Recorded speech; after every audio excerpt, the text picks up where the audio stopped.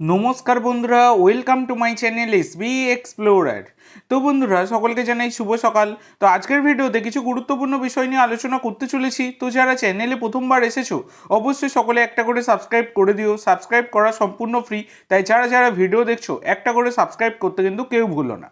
তো বন্ধুরা, প্রথমেই যে আপডেটটা দিয়ে শুরু করতে চলেছি সেটা হচ্ছে, গতকালকে আমি তোমাদেরকে জানিয়েছিলাম যে আই লিগে ব্রডকাস্টিং নিয়ে কী ধরনের সমস্যা চলছে। ফার্স্টে এআইএফএফ এর পক্ষ থেকেই তারা কিন্তু জানিয়েছিল 8টা ক্যামেরার মাধ্যমে ফুল এইচডি কোয়ালিটিতে কিন্তু এবারের আই লিগ দেখানো হবে।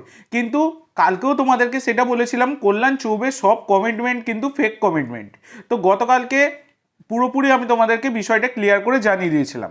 এবার ব্যাপার হচ্ছে, বর্তমানে দাঁড়িয়ে কিন্তু আই লিগের আমি তোমাদেরকে গতকালকে জানিয়েছিলাম যে আই লিগের ক্লাবগুলো তারা কিন্তু একটা চিঠি দেবে, যৌথভাবে একটা চিঠি কিন্তু এআইএফএফকে দেবে, সেই রকমই কিন্তু তারা দিয়েছে।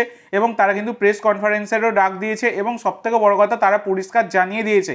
এছাড়া তারা এটা সরাসরি জানিয়ে দিয়েছে, যদি সোনি স্পোর্টস নেটওয়ার্কে আই লিগের ব্রডকাস্টিং রাইটস না দেয়া হয় তাহলে কিন্তু তারা এবারের আই লিগ খেলবে না। এটা কিন্তু সমস্ত আই লিগের দলগুলো একদম ক্লিয়ার করে এআইএফএফকে জানিয়ে দিয়েছে এবং কার্যত একটা হুমকিও দিয়েছে বলা যায়। তো এটা অবশ্যই হওয়া উচিত, কারণ কল্যাণ চৌবে আসার পর কিন্তু আমাদের ভারতীয় ফুটবলের খুব একটা উন্নতি সেভাবে কিছুই হয়নি বলা যায়। এবং সবথেকে বড় কথা, তিনি নিজেই কমিটমেন্ট করছেন, এর আগে ভিএআর নিয়েও কমিটমেন্ট করেছেন যে আইএসএল সিজন 10 থেকে ভিএআর লাইট আসবে। কিন্তু লাইট কি, কোনো লাইট বাল্ব কিচ্ছু এলো না, সব লাইট একদম কেটে উড়ে গেল, কিছুই এলো না। আর এই দিকে তোমরা যদি দেখো তাহলে কিন্তু নিজেরাই সোশ্যাল মিডিয়ায় পোস্ট করে ইন্ডিয়ান ফুটবলের পেজ থেকে জানিয়েছিল যে 8টা ক্যামেরার মাধ্যমে কিন্তু ম্যাচ দেখানো হবে, কিন্তু নিজেরাই এখন পুরোপুরি পিছু হাঁটছে। এবং সবথেকে বড় কথা, এই সাচি স্পোর্টস তারা কিন্তু সব ব্যাপারে ঢুকে যাচ্ছে দেখা যাচ্ছে। তোমাদেরকে গতকালকেও দেখেছি 600 টাকা সাবস্ক্রিপশান, মানে বিশাল ব্যাপার একটা। এত টাকা দিয়ে কিন্তু খেলা দেখা কি পসিবল? টিভিতে যেখানে দেখানো উচিত সেটা কিন্তু করছে না তারা।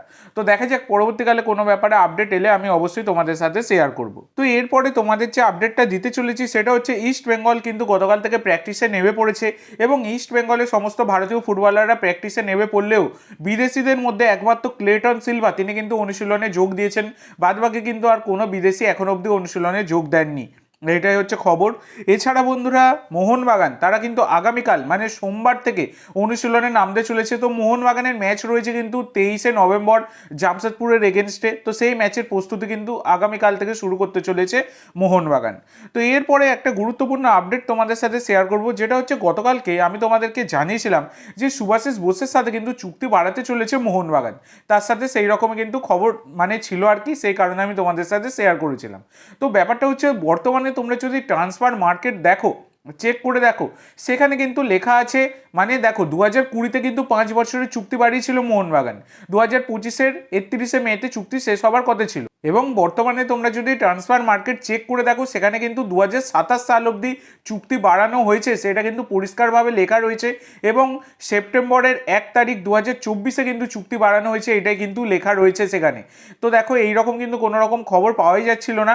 এটাই ট্রান্সফার মার্কেট একদম পরিষ্কারভাবে তারা কিন্তু দেখাচ্ছে। তো ট্রান্সফার মার্কেট দেখে এইটাই বোঝা যাচ্ছে, তাহলে কিন্তু চুপি চুপি সুভাশিস বোসের সাথে চুক্তি বাড়িয়ে নিয়েছে মোহনবাগান। তো এই বিষয়ে তোমাদের মন্তব্য অবশ্যই সকলে কমেন্ট করে জানিও। তো আজকের জন্য এইটুকু বন্ধুরা, ভিডিওটি ভালো লাগলে অবশ্যই লাইক করো, শেয়ার করো। আমার চ্যানেলে প্রথমবার এসে থাকলে চ্যানেলটি সাবস্ক্রাইব করো আর কমেন্ট করে জানাও ভিডিওটি কেমন লাগলো। ধন্যবাদ।